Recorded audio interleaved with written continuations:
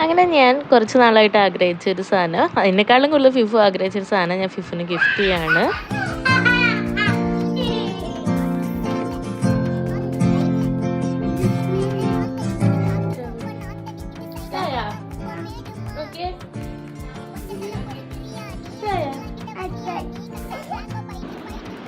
ഈ ഒരു സന്തോഷം ചിരിയൊക്കെ കാണാൻ വേണ്ടിയിട്ടാട്ടോ ഞാൻ വെയിറ്റ് ചെയ്തിരുന്നത്.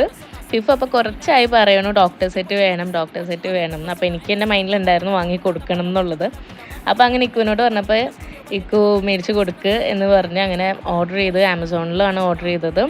അപ്പോൾ ക്യാഷ് ഓൺ ഡെലിവറി ഇപ്പോൾ എന്തുകൊണ്ടാണെന്ന് അറിയില്ല, ഇല്ല. അപ്പോൾ ഇക്കു പേയ്മെൻ്റൊക്കെ ചെയ്ത് തന്നു.